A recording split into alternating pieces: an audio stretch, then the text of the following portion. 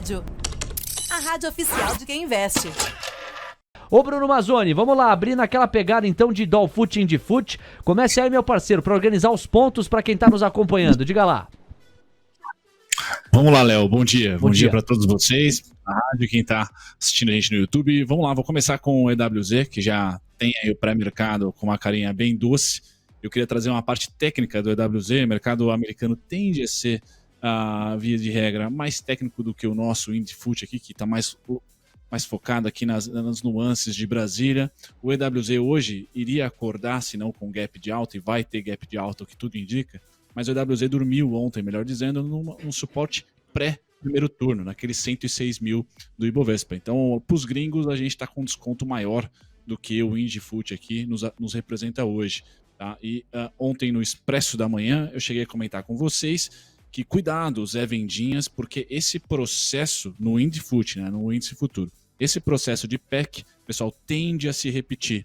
Eu trouxe esse movimento durante o Expresso da Manhã dessa semana, ele tende a se repetir. Foi na PEC dos precatórios, esse movimento em vermelho aqui, foi na PEC também dos benefícios, e agora na PEC fura-teto. Tende a ser difícil a vida, a conta-gotas deve ser essa queda, até que a gente tenha aí o resultado da PEC e seja batido o martelo. Tá? Hoje é um dia mais positivo para o índice Ibovespa, ele acorda em alta, vamos lá para os pontos do intraday, então deixou de suporte, que eu acho que é o mais legal aí, principalmente o 111,250, o 111,280, a gente abre, se vencermos lá os 15 primeiros minutos, já é um suporte para o dia de hoje, tá? Caso contrário, eu só vou ter suporte no 109,45, então esse é o grande guardião da sexta-feira, do bom humor aí.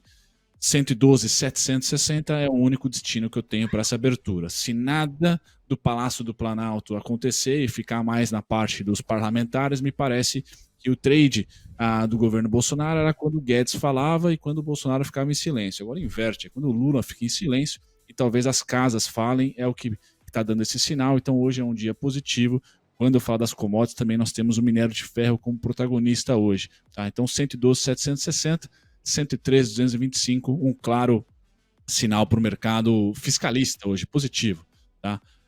No dólar, vamos para o dolinha agora, nessa queda, torço bastante e continuo, pessoal, grande, firme e forte aqui, 5,399.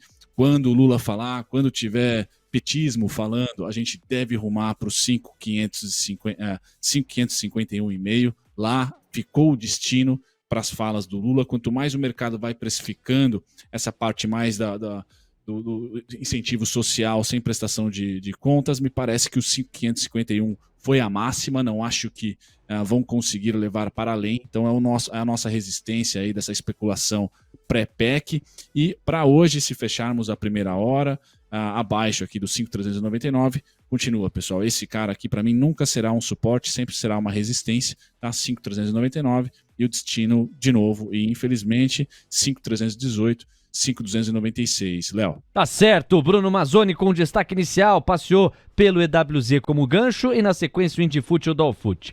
Felipe Corleto, seu destaque inicial para esta abertura, e na sequência tem Guilherme Cunha. Aí a gente volta a falar com o Bruno com os destaques americanos. Pois não, Corleta? Abertura de correção do pânico, né?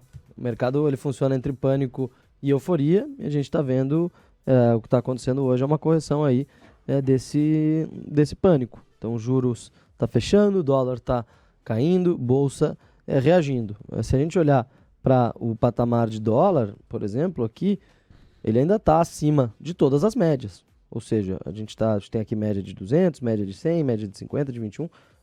O dólar está acima de tudo, né? Ou seja, ele ainda não voltou a um patamar de convergência às médias. A gente já está com o mercado super estressado.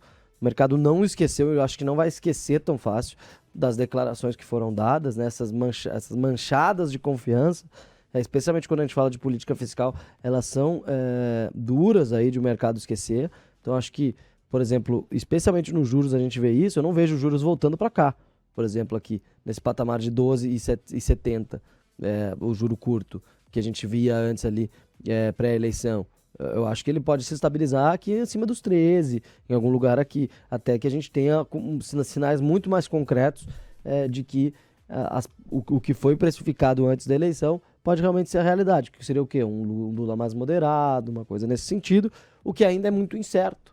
A gente não sabe o que vai acontecer, então o mercado vai continuar pedindo mais prêmio na curva, vai continuar pedindo mais prêmio na bolsa, pedindo mais prêmio no câmbio brasileiro, de forma a precificar esse risco. O fato é que o risco que era de que o Congresso seria amigável a uma PEC muito gastadora, e seriam 200 bi por 4 anos, e esse risco ele foi precificado de uma forma antecipada e se mostrou errado. A gente já viu sinais do Congresso aí de que não, a gente vai ter que moderar essa PEC, a gente já viu ontem lideranças do governo eleito falando, sim, vamos precisar de responsabilidade fiscal, sim, vamos ter um arcabouço. Então, esses sinais eles são positivos, mas o mercado continua ainda esperando coisas concretas, tais quais quem é o ministro da Fazenda, qual é a proposta de arcabouço fiscal, esse tipo de coisa que realmente que pode mudar estruturalmente de patamar o mercado. Nesse momento, vejo como reação de volatilidade. Sobe muito, cai muito, sobe muito, e é isso que a gente está vendo na abertura dessa sexta-feira. A minha expectativa é que o mercado continue melhorando aí até o final do dia. Ontem eu acertei, ontem eu palpitei que o mercado abria feio e melhorava. Eu acho que continua melhorando hoje, mas também, de novo, reforçando, é um palpite e jamais uma recomendação de investimentos aqui, gente. Guilherme Cunha, na ponta da conexão conosco também. Alô, Guilherme! Bom dia, meu amigo, bem-vindo. Esse é o Gui. Gui, aliás, em relação a Magalu ontem, na eterna briga com o dólar, às vezes aquele uppercut, às vezes aquele jab de direita, de esquerda, e não é que a doleta tá indo pra baixo, dando aquela aliviada, sai de 5,44, tá agora em 5,38, mas Magalu foi outro papel que me chamou muita atenção, acompanhando o seu racional neste último dia, quinta-feira. Queria que você trouxesse a sua leitura para essa abertura e também passasse pelos papéis MGLU3. Você cantou a bola, hein, Gui? Bora lá, Leozinho, ao Corleta, Ellen e a todos os nossos ouvintes. Sextou, Léo, até que enfim chegou a nossa tão querida sexta-feira de vencimento de opções. Ufa, essa semana, Léo, tivemos o feriadão pré-PPI, depois veio dados do PPI, depois veio o vencimento de opções sobre ações e veio aquela vendas de varejo nos Estados Unidos, lembra? Eu estava aí na sua frente, foi forte pra caramba. Aí na data de ontem nós tivemos mais um dia massacrante na venda, só que o que aconteceu, Léo? Nós colocamos ali um estudo a respeito de preço de alguns ativos que nós estávamos posicionados e estamos posicionados. E aí o que eu aprendi sempre foi, Léo, nada cairás numa linha reta e também nada subirás em uma linha reta. E aí eu estava ficando confuso, porque estava caindo tudo numa linha reta. Então qual que seriam os desgastes, né, de preço a respeito de alguns ativos? Lembrando sempre, tiro curto ou para resolver alguma situação como era a Magazine Luiza. Então, cirurgicamente, paramos ali algumas horas para encontrar alguns pontos nesses ativos, e aí Magalu a 3,04. Eu, corajosamente, contra o DI futuro, não mais o dólar, comprei Magalu, e ousado que sou, que liquidei Cyrela perto dos 20, fui lá e comprei Cyrela nos 13 também. Tava falando, né, para Luísa Trajano aqui na TC Rádio, que se eu rompesse os 3,04 e fosse para os 2,70, o carnezinho da Magalu ficaria esquisito aqui em casa. Então eu vejo que a tesouraria de Magalu também nos ajudou muito na data de ontem, porque a 3,04 é muito barato o papel, e aí o fechamento do dia de ontem já foi extraordinário, e essa abertura de hoje sugere que Guilherme Cunha, no mercado à vista, já esteja com um sorriso ainda maior do que no mercado de futuros, porque se esse dólar fechar abaixo do 5,399 hoje, Léo, eu vou aprontar semana que vem no dólar também. É a fotografia de momento, R$5,372, inclusive se dá uma encorpada vai para 5,36. A curva de juros está recuando, a curva de juros está recuando uma média de 31 pontos base em toda a extensão, ou seja, realmente aquele cenário de alívio que o Bruno e o Corleta reforçaram, e o Ibovespa Futuro avançando 1,4% a 111.495 pontos. Ellen Breunig, pré-mercado americano, tá com qual cara neste momento? Traz pra gente a informação. Tá no verde também, viu, Léo? Dow Jones está avançando 0,55% a 33.764 pontos, S&P 500 avançando 0,76% no pré-mercado, 3.985 pontos, e o Nasdaq Futuro avançando 0,94% a 11.821 pontos, Léo. É o gancho perfeito para o Bruno Mazzoni nos levar para os Estados Unidos e passear por alguns gráficos que vão nesta direção. Diga aí, Bruno. Vamos lá, Léo. Vou passear aqui para os Estados Unidos, mas rapidamente só falar da curva de juros, que eu acho que é bem importante. Pessoal, Claro. Vocês que acompanham curva de juros, mesma movimentação de risco que é refletida no dólar, no índice menos, mas principalmente no dólar, também é vista no juros futuro. Então, as PECs formam aqui ondas de alta de abertura, o que é normal, fiscal expansionista, e ontem a gente chegou em pelo menos um ponto, 13,83%. Eu vejo até os 14,61 máximo, mas é uma região aqui para se olhar para a sua small cap. Sempre que o DI pré-PEC atingir essa região aqui, provavelmente a sua small cap vai estar caindo e é um bom momento para você ir acumulando, se, assim como eu, acredito que teremos ainda um rally natalino. Hoje o DI fecha bastante, né? Estamos aqui em 13,22 agora, o 25, eu vejo até os 13,05. Uma tranquilidade aqui nessa abertura, principalmente do à vista, ele deve fechar até os 3,05, mas estabilidade, pessoal. O DI só fecha, isso o comportamento das duas últimas PECs nos mostraram, quando bate o martelo. Hoje é um dia açucarado no começo, na abertura, mas tende aí a perder um pouquinho do açúcar durante o pregão, porque a gente não vai ter nenhum fato hoje. Continua sendo muito especulado, o mercado é dos especuladores durante PEC, e aí pós-PEC que entra tubarão comprando tudo, pelo menos foi assim nas duas últimas. Mundo americano agora, o DXY, pessoal, ele começa a perder volatilidade, como a gente comentava aqui no Expresso da Manhã, então ele passa de tendência de alta e vem para uma tendência lateral, então o dólar estabilizando, a gente deve ver estabilidade, como já estamos vendo do petróleo, e o minério de ferro, porque caiu muito mais do que qualquer outra commodity, tende na semana que vem, quem sabe no mês de dezembro, a estabilizar. Por hora sobe. DXY estável, então ele perde aquela tração de malvado favorito do mundo, estável, mesmo com as falas dos Fed Boys ontem sendo salgadas, ele fica aqui estável hoje, como é de se esperar. A curva de juros americana, as falas ontem ajudaram elas a abrirem um pouquinho, então o yield de 10 anos aqui abre um pouco, mas não deve trazer tanta amargura para o S&P. O S&P, assim como o dólar, tende ao quê, pessoal? Lateralizar, certo? Então hoje o S&P acorda positivo, pelo menos os futuros, deve trazer, já trouxe aí os futuros nossos também positivos, tá? 3.822 deve ser a tônica dessa sexta-feira. Para a semana que vem a gente pode estar falando, quem sabe, aqui dos 4.190, 4.223, eu acho que só em dezembro, mas a gente pode comentar aqui durante a Copa, né, também o S&P fazendo um golaço aí para os especuladores lá nos Estados Unidos. Léo. 9h15, Felipe Corleta, mais um comentário seu, mais um olhar sobre as movimentações, as negociações, o que te chama a atenção. Eu acho que a gente está bem coberto aí sobre as negociações. Eu queria trazer uma discussão aí. Traga. Sobre ontem, né? Ontem a gente tinha o pânico, né? E como a gente consegue observar, eu acho que a gente tem que sempre, é nosso dever aqui notar, quando isso acontece, os momentos de pânico e de euforia no mercado. Ontem, a pergunta do chat do YouTube era como dolarizar o patrimônio. E a gente estava com o dólar a 5,50. Quem dolarizou ontem já está perdendo hoje de largada. Estamos com o dólar voltando aí para 5,40, 5,30 e poucos.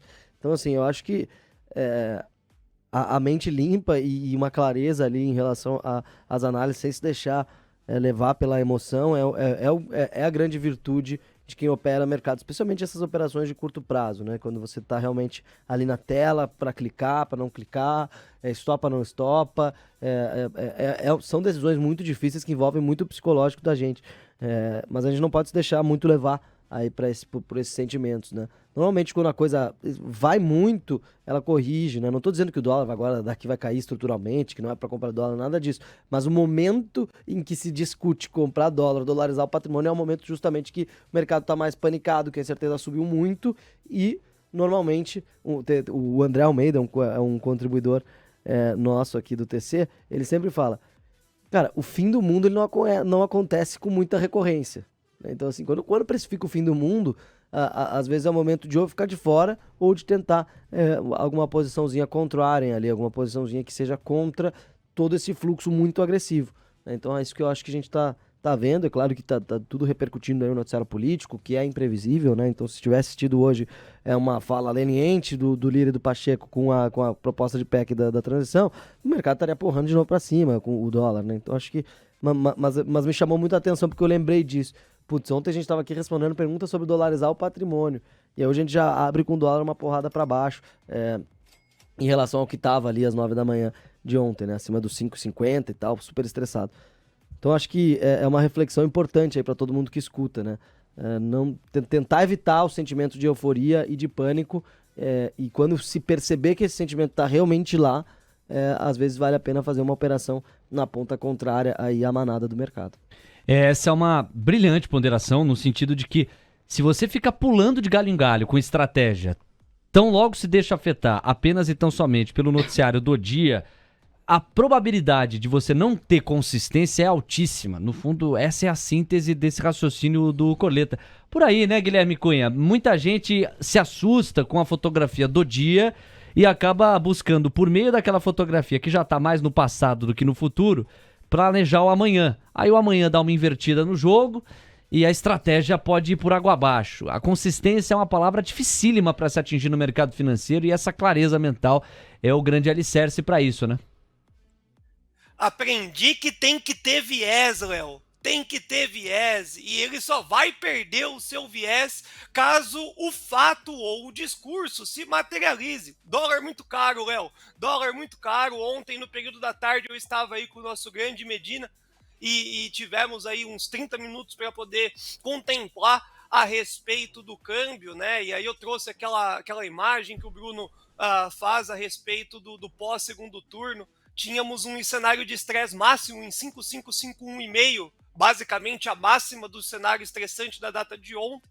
E aí a gente coloca o retorno abaixo do 5,399, um cenário de novo lá para o 5,110. Então tem que ter viés, né? Então, que nem o Corleta falou e eu bati o olho ali no chat, você só vai dolarizar o seu patrimônio quando o dólar está lá nos 4,70, 4,60, né? E aí o dólar tem um sentimento que está barato. Agora no 5,50, o sentimento de caro é quem quer acertar quem vai ser o ministro da Economia, o que o Lula vai pensar em falar ou fazer, e aí a gente fica num cenário muito mais do achismo e do televisivo, não o mercado financeiro, e a gente entra em situações de pânico. Então eu vejo que tem que ter viés. A gente sempre falou aqui na TC Rádio, acima dos 5,110, todos os preços são caros, né, para o câmbio. E por mais que a gente passe alguns apuros, por mais que a gente passe alguns calores, a gente acaba estando do lado certo do mercado, e a gente só vai ter uma alteração, né, desse viés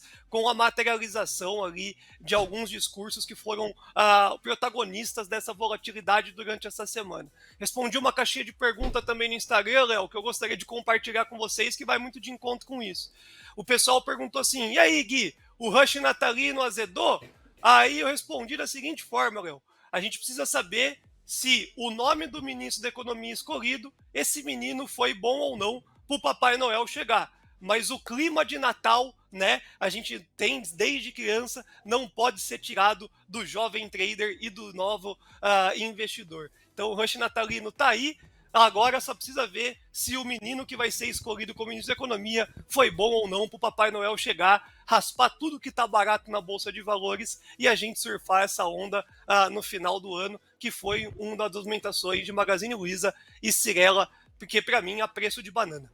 Esse é o Guilherme Cunha.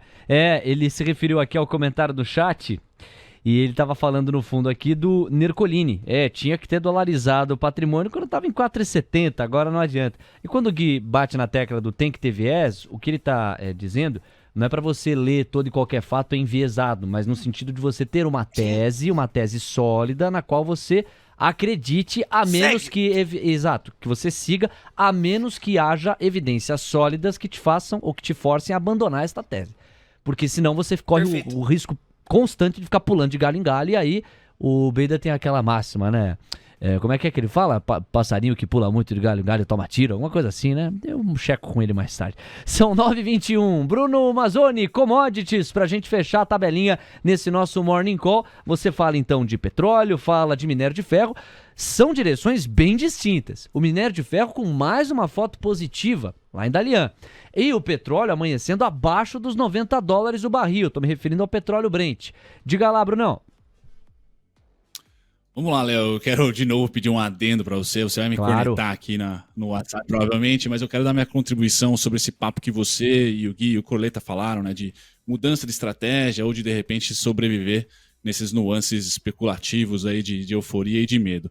O gráfico que eu compartilho com vocês, pessoal, vocês já estão, né, de saco cheio aqui de ver eu compartilhar esse gráfico, mas uma das maneiras, se você tem ali afinidade com o gráfico e você quer ser pragmático para ganhar dinheiro no mercado, ou seja, investindo ou especulando, é você olhar para a canhota do gráfico, ou seja, para o passado do gráfico, e não existe verdade sem contexto. Você tentar trazer para o que está acontecendo no momento atual, os eventos mudam, certo? A crise das .com em 2000, a crise do subprime em 2008, a crise do Covid em 2020, os eventos mudam, mas o comportamento humano, seja de quem faz os robozinhos, ou seja de quem opera discricionário ali, não muda. É o gasto e há muita euforia quando você quer ganhar dinheiro. Então o comportamento não muda. Qual foi o comportamento que eu estou discutindo com vocês nesse gráfico chato aqui? Comportamento da PEC, que até ironicamente é a PEC que faz um L no gráfico do índice Bovespa agora. Então é uma queda, depois uma queda mais lenta, quase que lateralizando,